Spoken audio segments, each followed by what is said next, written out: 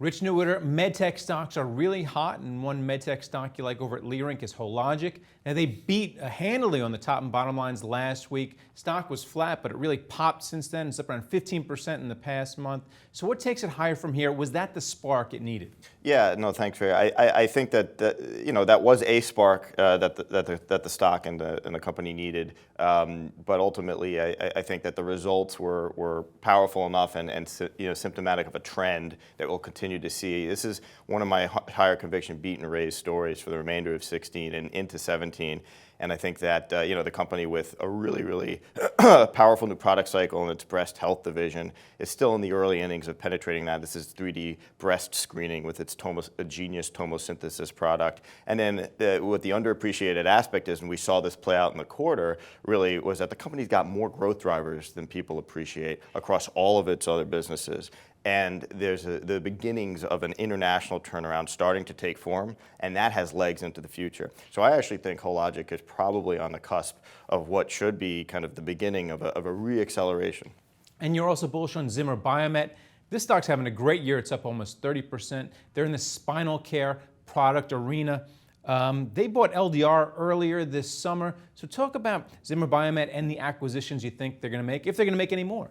Yeah, so I do think Zimmer Biomet will continue to be acquisitive. They became an even larger number one player in the hip and knee space. Their spine business is a little bit smaller and has been kind of a lower percentage of sales. LDR, the acquisition they just did intra-quarter, is something that beefs up their spine acquisition.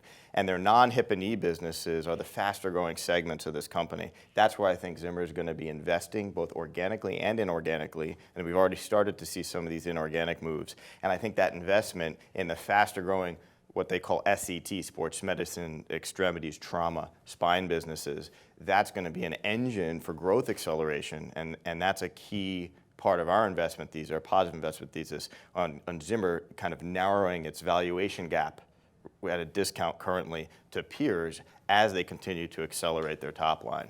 All right, let's talk valuation. Another stock you like is Zeltiq. They're in the fat reduction business. Stock's having a very good year, up around 20% so far, but it's trading over 70 times next year's earnings. Is this a little bit pricey? I don't think it's pricey. It's fair to say that the multiple looks steep on a kind of a near-term earnings per share standpoint, but the company is not earning anywhere close to what I think it can in the out years. This is a company right now that's investing as they should be, in an extremely underpenetrated kind of emerging market, non-invasive fat, and they have a unique fat freezing approach to getting rid of your love handles in a minimally invasive manner so you don't have to do surgery. And they're just scratching the surface of the long-term penetration. Most importantly, they have a very profitable razor blade business model. So as the capital diminishes and 50% of the sales currently and growing is tied to high margin, 85% plus gross margin product, these consumables are going to increase the percentage of sales. And you're going to see that profitability profile inflect tremendously. And in fact, they just are really turning profitable on an EBITDA basis this year. And I think that the earnings power could be very, very significant in the out years. All right, and then finally, NuVasive, another medtech stock. It's been hot. You like it. A lot of people talk about that stock as an acquisition candidate, maybe even for Zimmer. It's also a little bit pricey. So why don't you talk a little bit about NuVasive? Sure.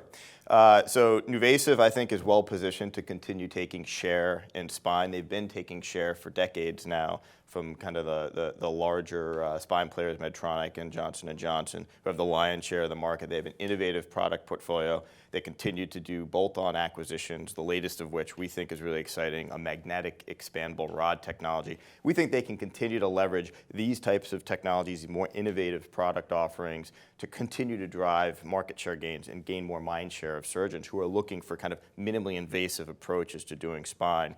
But really, I think the secret sauce here for NuVasive is they've also kind of found religion on driving profit margins, which is something that had been elusive in the past. And now the company is in our view, with a lot of the initiatives that have been in place to continue to drive that margin profile higher with an above average top line growth rate. And this is one of the more attractive earnings growth acceleration stories in our universe. All right, well, thanks a lot, Rich. Thank you. And thank you for watching The Street.